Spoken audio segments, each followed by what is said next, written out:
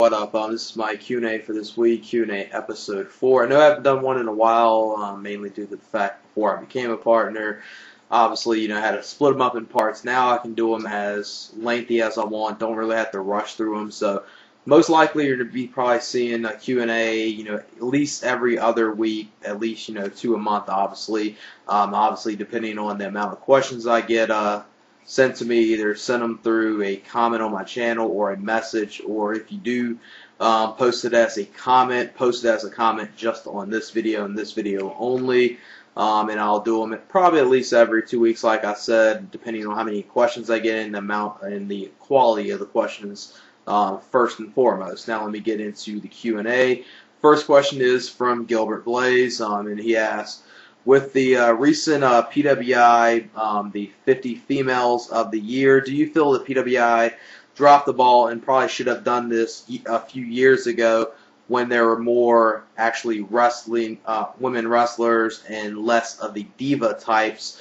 I think, PWI, they kind of dropped the ball in the case of the PWI 50 females, where they had a lot of flaws in it. The main flaw that a lot of people are going to point at is that it was only targeted to female wrestlers that wrestle in the United States and Canada, whereas it wasn't like the PWI 500, where the PWI 500 includes wrestlers from all around the world, where I think a lot of women wrestlers from outside the United States either wrestle in England, Germany, or Japan, especially the Joshi promotions in Japan, definitely got overlooked in this PWI, and due to that, since you had a lot of U.S. And Canada performers, especially more U.S. performers, is obviously you got a lot of the diva types and the women that aren't really technically good in-ring workers, but due to their being with WWE or being with TNA, especially being with WWE, because you had talents like Maria, pretty high on the list. You had her, I think, maybe a spot or two lower than cheerleader Melissa, and that's just a complete joke. Then the main flaw that I saw with the PWI 500 was obviously it only had female wrestlers from the United States and Canada and not all around the world. And another flaw they had with it, which is if they plan on doing this again, is they're going to have to figure out what women wrestlers should we include. Women's wrestling compared to the men wrestling is a little different, because you're going to think, okay, should we include valets? Should we include managers? I would say most likely I would just include actual women wrestlers, because that's the thing I really had a problem with. You had Jacqueline, which Jacqueline is a good in-ring performer. Pretty much she's a manager now. You had April Hunter in the top 20 at number 18. Then, Tracy Brooks, Maria, Christy Hemming, and a couple others that are pretty much, there just because of eye candy got on the list. That's one thing they need to fix next time. Now, would this have probably been better if they would have done this years ago? I would say not really, because I would say as far as the list goes, since they only included women wrestlers from the United States and Canada, I would say it's probably better they actually did it now, or if they would have done it, maybe a year or two ago, would have been good too. But back in the day, the list probably would have even been worse. A couple years ago, I mean, you would have had great female wrestlers like Victoria, which Victoria was on this list, very high on this list. Even though I'm a fan of hers, shouldn't have been as high as she was on the PWI 50 female list. Now, if this was years ago, I could understand that. I would even put her in the top 10 or even the top 5 if this was 4 or 5 years ago. Then you had Molly Holly there, which I thought is one of the most underrated female wrestlers, and I feel never really got the treatment she should have probably deserved in WWE. Then you had Trish Stratus, which first started off pretty much being eye candy to WWE, and then pretty much transitioned into being a good overall in-ring worker, and really showcased she had the beauty, plus she could actually go in there and perform in the ring. Then you had, Lita, but then you had others like Stacy Keibler, Tori Wilson, Terry Runnels, and countless other female wrestlers. So it would have maybe been better it probably would have actually not been as good. Now, if this was maybe a long time ago, maybe so, but I feel, with what TNA has done with the Knockouts division, even though the Knockouts division isn't as good as it once was, I feel they have done one thing good within women's wrestling where, people that maybe are casual fans, at first didn't take women's wrestling serious. Then the Knockouts division, the way they presented it at first and started to really do some good stuff, especially with Amazing Kong and Gail Kim, casual fans started saying, hey, we can actually take women's wrestling serious. And then you saw WWE kind of try to capitalize on it a little with, Beth Phoenix, Mickie James, and Melina, because I feel those three are, very good in-ring workers, especially Beth Phoenix, which is my probably top female wrestler, probably right after, Sarah Del Rey and Sarah Stock and obviously Gail Kim. Definitely, one of the top five. It's one of my top five favorites today. And also, Gilbert Blaze asked, now if you would, rank the top female wrestlers of all time, what would your top five be? Now that it will be really hard to do because it would be hard to really compare some of the mainstream women's wrestlers to like the Joshi wrestlers, which probably is the reason why PWI didn't include them, which I can see their point because, a lot of them will be unknown to a lot of the PWI readers, but due to their wrestling ability, they would be, if they aren't ranked in the top 20, it'd be fucking ridiculous. So I see why they probably don't, because it's the women's wrestling in the United States compared to Japan is completely different. But, Shimmer is a good organization, so Shimmer does some great stuff. As far as top five all time, that's really, really hard.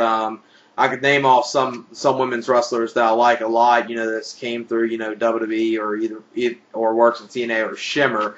Probably do that, some of my top favorites today, like Beth Phoenix, Sarah Del Rey, Sarah Stock, Mischief, Amazing Kong, Gail Kim, definitely one of my top favorites, Mickie James, and definitely Lita and Trish Stratus were both great female wrestlers as well. Then the next question is, don't want to pronounce the username because I'm probably will fuck it up, so let me just spell it out. CHIVASXVID. I'm not sure how you pronounce it. And he asks, what do you think about TNA mentioning WWE? And do you think they mention it way too much? And is this good for WWE? And is it bad for TNA? Now, this is one thing I really have a problem with TNA is their mentioning of WWE. They definitely mention WWE way too much. They mention it in a way where pretty much they're almost making fans, even if some fans are turned off by WWE, they're like, hey, they talk about WWE so much, let me watch it. Because that's pretty much, TNA is pretty much a lot of the stuff they do in the shows. Now, understand if, a wrestler in your company formerly worked for, WWE or WCW or, WWF at the time, and I understand you mentioned like so-and-so used to be known as, that's okay to do, but when you get to mention it where it sounds like you're pretty much giving them free advertisement, that is fucking ridiculous. And, completely, doing something like bashing them, that's not going to work either because that's going to pretty much say, you're trying to get WWE's attention. Obviously, they're not going to look for it until, at least TNA gets close to, any of their ratings. I mean, at this point, TNA can't even get, can't even beat ECW in the ratings. I thought by now they would at least be able to beat the ECW brand. And, WWE, TNA's on their radar, but not on the radar that much. Just like Ring of Honor. Ring of Honor isn't even on WWE's radar at all. But, WWE needs to stop, not WWE, but TNA definitely needs to stop mentioning TNA as much as they do, especially with Mick Foley's, segments and his promos or any of pretty much his mic work he has done. He keeps on mentioning WWE so much. Now, I don't know if this is this is pretty much obviously intentional. I'm pretty sure, whatever he has and whatever he says is obviously scripted and before he even says it, unless TNA gives him free range to what he can say. But I think at this point, if it wasn't free range and they didn't want him to say it, they would obviously, cut it out of Impact, stuff like that. They definitely need to stop doing that because it seems like Mick Foley, the way he's doing it, he's almost praising WWE as far as, his past stuff he's done there, and people are going to be like, hey, why is he praising it?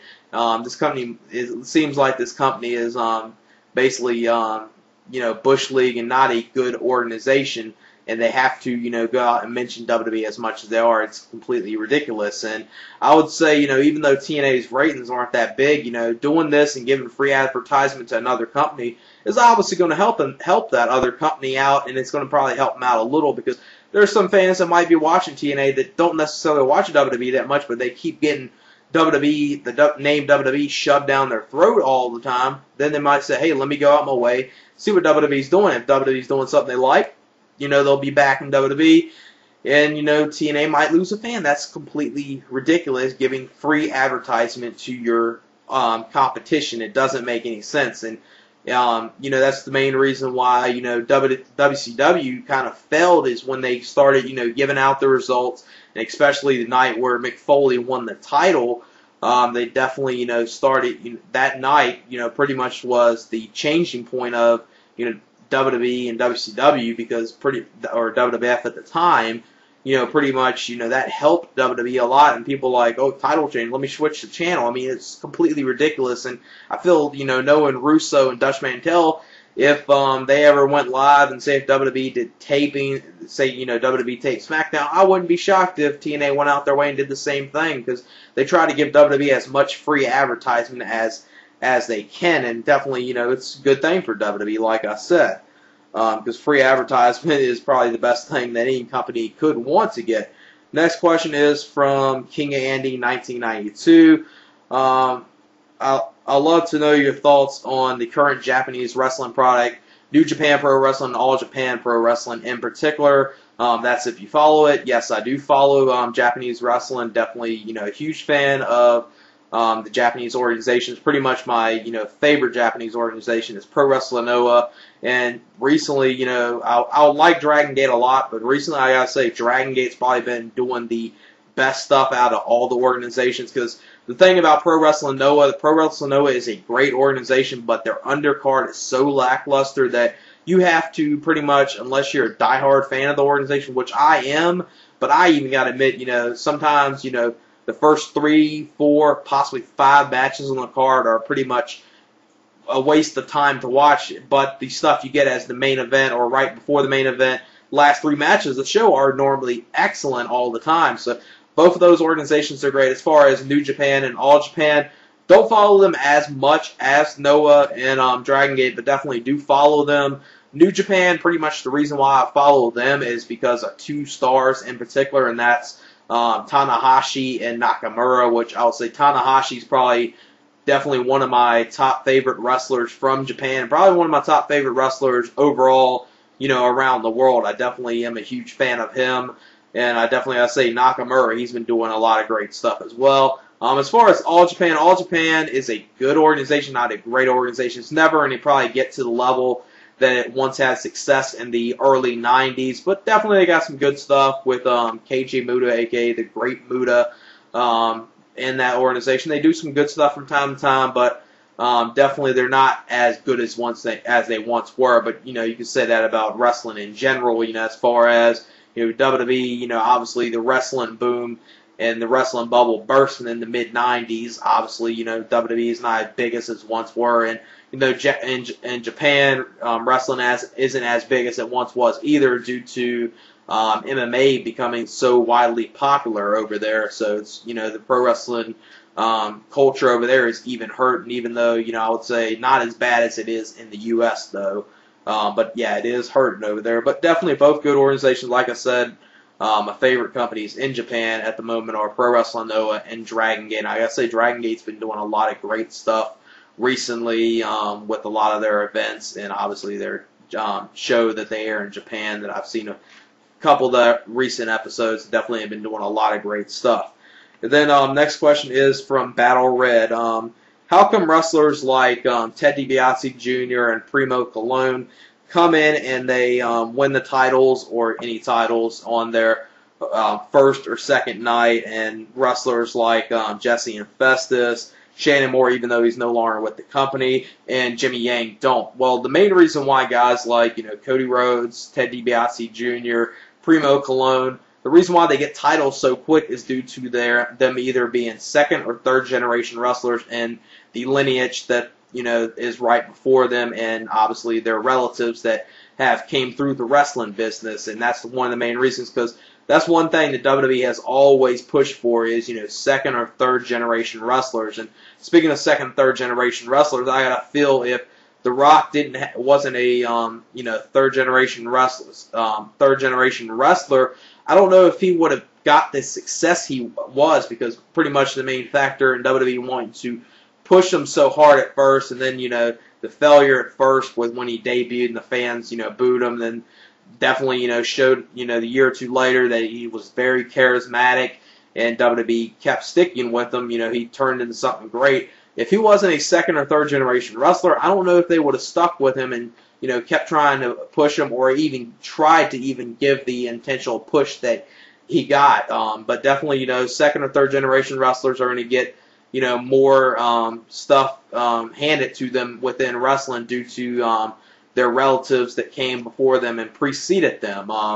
And other guys like you mentioned, even though Jesse is a second generation wrestler due to probably him teaming up with Festus, and Festus not being an actual name or anything, and WWE just put them together. That's probably the reason why he hasn't held championship gold, even though I would say that tag team is pretty highly over. Now, Shannon Moore I've never been a fan of, so really don't have no problem with him not holding championship gold or not being with WWE anymore.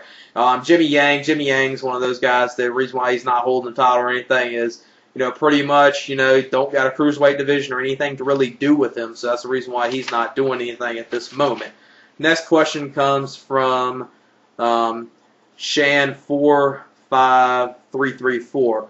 I would like to ask you a question. I know you may find this question to be old in terms of topics, but I would like to ask what your thoughts were about the WWE Invasion in 2001, and do you think that this could be recreated in sometime in the near future? Now, as far as the WWE Invasion in 2001, and I'm pretty sure a lot of people feel this way, and this was a good idea, but it fell flat and wasn't even, good to do. Now, there's a lot of reasons why it failed, because the way they built it up, it only lasted 4 months. That was the one thing that they had a problem with it, and due to the fact of, the AOL Time Warner contracts, a lot of the WCW big stars that became synonymous with the letters WCW, and some guys that didn't want to sign with WWE obviously didn't make the WCW portion of the invasion as good, because you didn't have guys like, at that point, you didn't have, Nash, Hall, Sting, Goldberg, or Hulk Hogan. You didn't have any of them. You pretty much had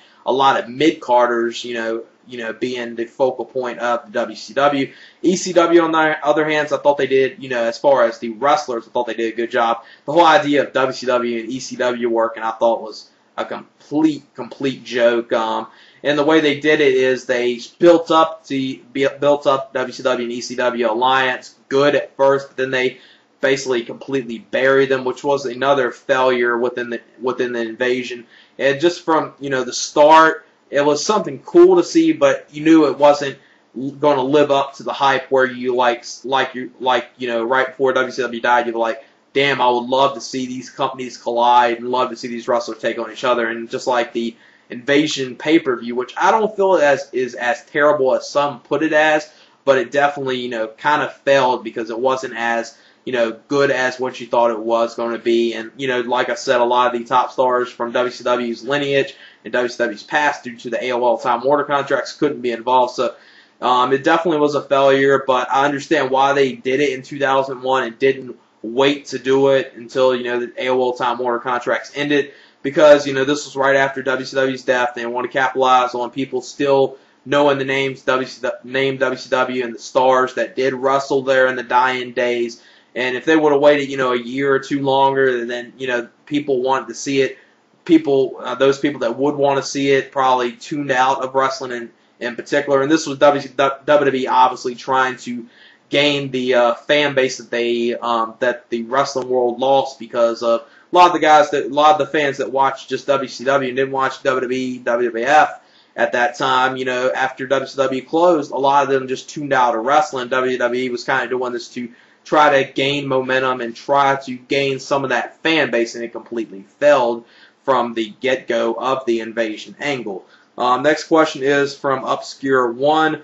Do you think The Rock could have worked in the 1990s WCW if he was signing with the company using that gimmick?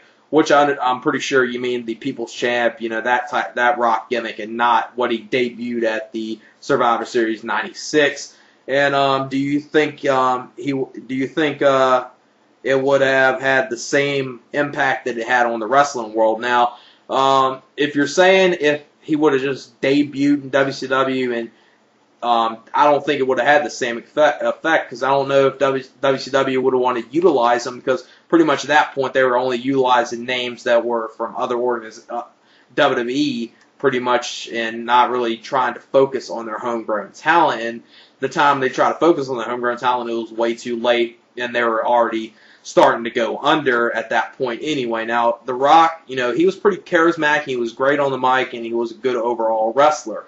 And I feel, if WCW would have noticed this, they might have utilized him, but I can't say it because due to Eric Bischoff's lack of noticing talent that, could be great in your organization, I think, he would have done the same thing he did with Austin. He wouldn't have noticed, how great this guy would have been if he would have kept him until he went to WWE and they started utilizing him and started using him well. Then Eric Bischoff was like, fuck, I completely fucked up with this, like I did with a lot of stars back in the day that could have ended up being something, like, the Eddie Guerreros, the Chris Benoits, the, a lot of the stars, Austin, a lot of the stars that came through there that went to WWE and gained a lot of fame. I don't think, Bischoff would have been smart. I think he probably would have overlooked The Rock as well. Next question is from Tapout King 92260. Who are your top 5 favorite rappers? From number 1 favorite rapper of all time is Rakim. And anyone that's a hip-hop fan, if you do not own Eric B. and Rakim paid in full, I can't stress how much I recommend that CD to any hip-hop fan. In my opinion, the best hip-hop CD of all time.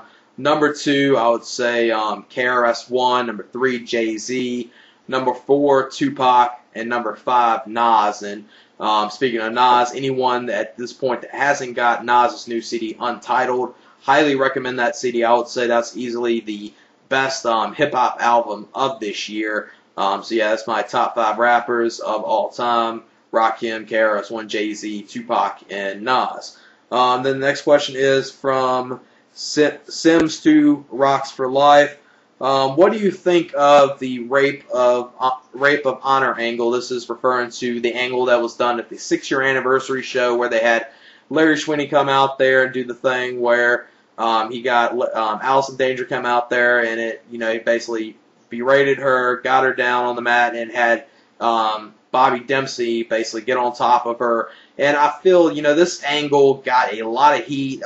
Now, I'm not saying it was the smartest angle to do and not a great idea to do, because it wasn't a good idea to do in the first place, but I feel a lot of people, really made this seem like it was worse than what it was. I mean, it seemed like, a lot of fans, I don't know if it was worse in person or they edit stuff out of DVD, which I don't think they did at all. But it wasn't that bad. I mean, it wasn't a smart thing to do, but I think a lot of people overreacted to it and said, God, this was terrible, which, it wasn't a good idea, like I said, but God, a lot of people overreacted and said, God, this is one of the sickest things that they've ever seen. And, compared to some of the stuff WWE did during the Attitude Era and, the whole Katie Vick thing, this angle they did at the 6-year anniversary show is nothing compared to any of that. I think a lot of people overreacted to it, and I guess, at first, it was probably one of those things where where a handful of people there live overreacted and thought it was terrible. Then it got online and a lot of people started talking about it, and it kind of built up, worse than what it was. And I think if anyone has seen the DVD of the 6-year anniversary show, will know what I'm saying, that a lot of people completely overreacted to how bad this was. Then the next question is from Cogland. I think it's Cogland. It's Coogland. Cogland. I'm pretty sure that's the way it's being. I'm pretty sure that's the way it's pronounced. If I'm wrong, if I said the name wrong, I'm sorry. This question is dealing with CM Punk. Do you think that CM Punk is going to get screwed around in the next couple, get screwed around in terms of booking over the next few months? I think he needs to win the title back, needs to win the title back soon, then lose legitly in a real match. That is if the WWE doesn't want him to hold on to the title. He also should be going over in the feud that him and Orton would have, because if he doesn't, he will be completely buried, and the Money in the Bank push will completely be nothing. Now, as far as CM Punk getting screwed, and as far as, this is one thing I wanted to get out and talk about at some point or another, and this is, him teaming up with Kofi Kingston, and I guess in a feud against Ted DiBiase Jr. and Cody Rhodes. Now, for a little bit at first, it's going to seem like he's getting screwed over and they're not doing anything good with him and they're deep pushing him. But I feel they're going to do this feud with Rhodes and DiBiase teaming up with Kofi Kingston. It's going to lead up to something great. CM Punk and Randy Orton feud, I think, is going to be excellent when it does happen. I think these two are going to have excellent matches. As far as do I think CM Punk needs to be put over, I would say in the long term of the feud, yes, but it needs to be one of those feuds that Orton needs to win it first, and CM Punk needs to be kind of, Orton could win it, in a cheap tactic way, and CM Punk, keeps getting close to beating him, but Orton does some cheap tactic to keep on defeating them each time. Then finally, months down the line, or as long as the feud goes out, possibly, a 4 to 6 month feud, CM Punk ends up defeating him, and I would say it would be great to see these two in a world title match. I definitely think they would do excellent stuff with each other. Then the next question is from Dipset88. What is the best match you have ever seen? Best match I've ever seen, and I haven't seen a match come close to topping it except one match. And the best match I've ever seen is Ric Flair versus Ricky the Dragon Steamboat Wrestle War 89. Excellent match. Greatest match of all time. Just a lot of great technical wrestling. Ric Flair is my favorite wrestler of all time, so that's another reason why it's probably my favorite match. And just these two always had so many great matches with each other, but this, in my opinion, was their best match they had against each other, even though, I've heard a lot of things as far as wrestlers and Flair and Steamboat talk together that they even had better matches at house shows, which I would love if, too bad, back in the day, house show matches weren't taped and they wouldn't release them on DVD, because if they had better matches than that, oh my God, I would love to see them. And just they had excellent matches with each other, great chemistry, just best match of all time. And anyone that hasn't seen that match, I would recommend everyone that's a wrestling fan check out Flair and Steamboat Wrestle War 89. Great match, greatest match of all time. And I've only seen one match, in my opinion, that's even came close of topping it as far as wrestling quality, and that's Joe versus Punk 2 from Ring of Honor, from the Joe versus Punk 2 event. That's the closest match I've ever seen to come close of even topping it, but it didn't. Still, Flair and Steamboat, greatest match of all time that I've ever seen. And when do you think Ring of Honor will have a TV deal? And this is one thing that I really think Ring of Honor needs to try to do at some point in the near future. I've been one of those people, and I've been listening to Ring of Honor. They've been saying, okay, we'll get a TV deal at some point, but if they don't get a TV deal within the next year, I mean, what's the point of it? I mean, I'm not saying that I'm going to tune out and not like the company, but for their company to grow, the pay-per-view deal is good. I think it's working good for them right now. But at some point within the next 9 to 12 months, they need to have a TV deal. They need to have a TV deal set. If they have to do it syndication route, do it syndication route. If you can do it a route where if you want to do a TV show online, just do it. They're a partner on YouTube, so they could do a video and upload it and have the show go as long as they want. If they want to have like a 40 to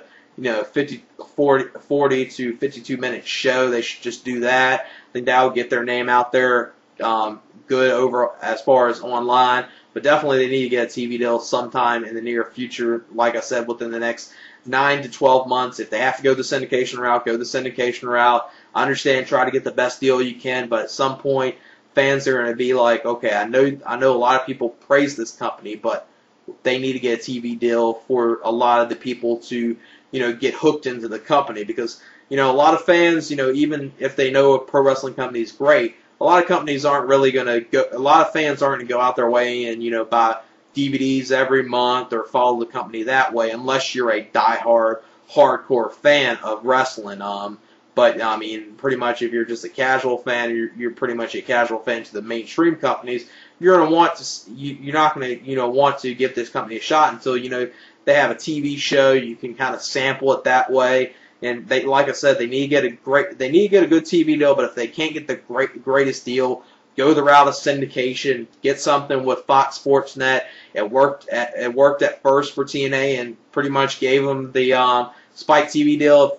They do the syndication route, and a lot of people noticed that some studio exec noticed that it's a great company. A lot of people are praising it. They'll give them a shot. I think one network that they need to try to get on, and I think a network that actually would put them on, is the Versus Network, because it's kind of an upstart network and not the biggest TV network. And I think they will give wrestling a shot, and especially the way Ring of Honor puts wrestling, they kind of present it as a sport. I think that's the one thing that's definitely going to help Ring of Honor, is they present wrestling as a sport. So possibly, a channel like Versus Networks or Fox Sports Net will give them a try and see what they do on there and see how the ratings do. And if they do, they'll, give them a good time slot. Like I said, they do need a TV deal at some point in the future. And the last question comes from Six Good Sides. What are the odds that there could be a Saints reunion in WWE? Now, if you're not familiar with what this person is asking me, this is referring to CM Punk and Colt Cabana, which were known as the Second City Saints in Ring of Honor, just in case you're not familiar with that. And obviously, if you're a casual fan, you just watch WWE, you are familiar with Colt Cabana as Scotty Goldman. And definitely, I can't see these two teaming up or WWE doing this. The odds of this are like Fred Norris's famous line on Howard Stern, and it's 0.0 chance that they'll ever team up, or that WWE will ever, do the Second City Saints in WWE. I can't see it happening. It would be something great to see, but I can't see it happening, especially with how over CM Punk is. They're putting them in a tag team with Kofi Kingston right now, but Kofi is kind of over with the crowd, and they're trying to probably put CM Punk with them to try to build Kofi Kingston up more and get him over more with the fans as far as a face. And definitely hope you enjoyed this Q&A. I probably went a little long on here. Like I said, depending on questions and how many I get in, possibly might do one next week. If not next week, I'll definitely do Q&A every other week now, especially now since I can go as lengthy as I want. And I probably did go pretty long with this. If you made it this long, definitely gotta thank you for watching, and peace.